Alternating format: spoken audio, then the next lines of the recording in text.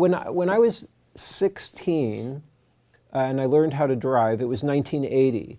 And I would go to all of the revival houses that were so popular in Los Angeles at that time. And of course, the movies I was seeing were movies from the 1960s, 1970s, or 20s and 30s. But what I was seeing were films that were questioning things. And I was very excited as a young actor to be like part of this industry that was questioning things.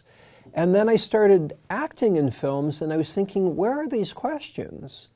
And I had a very specific situation when I worked on Back to the Future, where I wasn't given the screenplay before I acted in it, because they were concerned. Well, I probably could have asked, insisted on it, but they were being careful about they didn't want things leaked. That just had started happening around that time, where they were getting very particular about that. So, and I was I was 20 years old, and I was excited to be in a big Universal Studios Steven Spielberg movie. I didn't know when I auditioned for it that I'd be playing the older characters. I only read for the one scene that took place in the 1950s, and I was very happy to get the part, of course. But I didn't really get to analyze the screenplay until I was actively working on the film, and then I saw things that were in the screenplay that there were different drafts of the script that changed while we were shooting.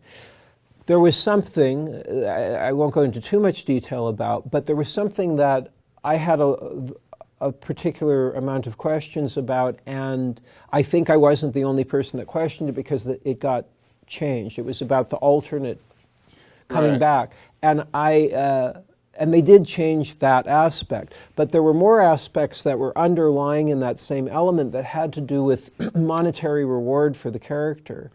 So you're talking about at the end of the movie where we see a new George McFly who's wealthier, he's published, he's happier. The happier was fine to me, and the idea of the characters being in love I thought was excellent. But I saw that if there was a kind of a financial reward, where the son character cheers because he has a truck in the garage, I thought that the moral aspect ends up being that money equals happiness. And I questioned that, and that was met with a lot of hostility and upset. And I was a 20-year-old idealistic actor. I didn't end up being in the sequels. I mean, it's more complicated than that, but it had. I'm certain that it had something to do with my questioning of these things.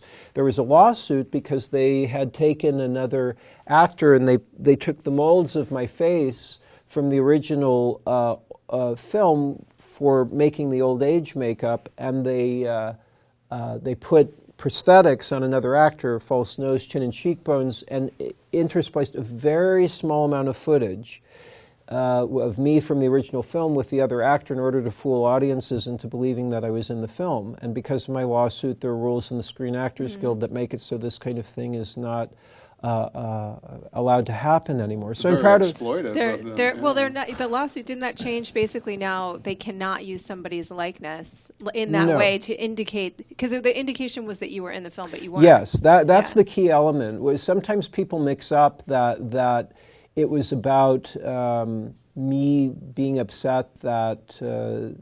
I don't know, that I wasn't in the film, or because of course the producers go on to there's one producer in particular who's made things up that just aren't true. Bob Gale has said that the reason that I wasn't in the film was because I was asking for what Michael J. Fox was getting, which is total false. It's as false as the prosthetics that were put on this other actor's face to make him look like me. So it's the same kind of creative thought process, but it goes right into propaganda.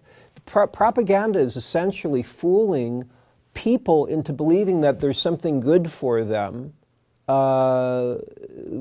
but it's actually in the interest of the corporations. Right. I mean, you can call anything propaganda. You could say what I'm saying right now is propaganda. I mean, it's propagating an idea. But the kind of propaganda that I'm speaking of that I think is very damaging is the propaganda that is making people at large feel that what's being put forth to them is good for their own interests. But in fact, it's actually best for the corporate interests, and it ends up hurting the people at large.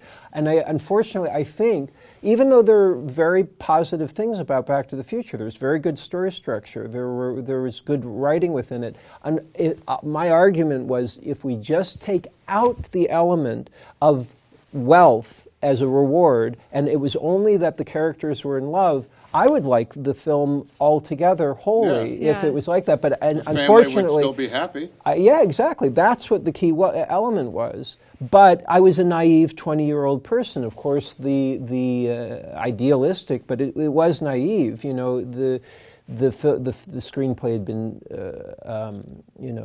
approved, and they're not going to do something like that. But it was probably product placement for the truck too. Well, maybe I don't know. It's possible. I never put two and two together though about that message. I'd seen that movie. How many times have we seen this movie? But that's what good propaganda is. See, now there will be thousands or millions of people that will hate me for saying that. I've seen it. I've said this before, and people get very angry about this kind of thing. And it's not like I hate. I'm glad I'm in the film, you know, and I don't. I'm not looking to like disparage I think you have a legitimate. Because it very much, of course, had an effect on my entire life. Ultimately, it's something I'm very pointedly aware of. The other kind of message, though, is not just that Michael J. Fox gets a reward because he gets the truck, yay, which is a big message. Like, I got the truck, but it's also I think that he if just you wants the truck so he can hook up with his girlfriend at the lake.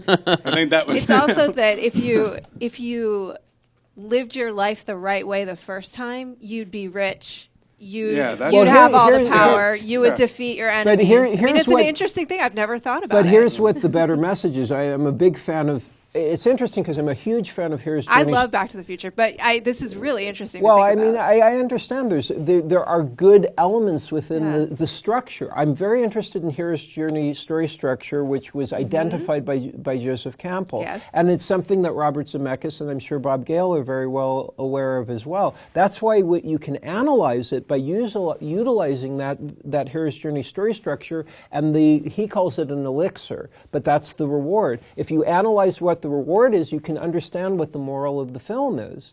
And so, but Joseph Campbell is the guy who has the best message, which is follow your bliss, and which means follow what it is that you love, and money doesn't matter. I mean, I understand we live in a capitalist culture, so money is a very relatable element. Who doesn't want to make a lot of money? Obviously, it helps you do many different things, accomplish things that you want to do. But I think what Joseph Campbell was saying, which is totally right, is that if you are doing what you love and you find it interesting, then the money doesn't matter, and money follows because you're doing what you want to do. Or it doesn't. I mean, the relationship. Well, it doesn't matter if it doesn't follow because you're doing what you love. Yeah, but generally, you'll find because you're doing what you love to do, you have enough money for what you're genuinely enjoying. I mean, it's a strange thing, and it can be argued in a lot of different ways.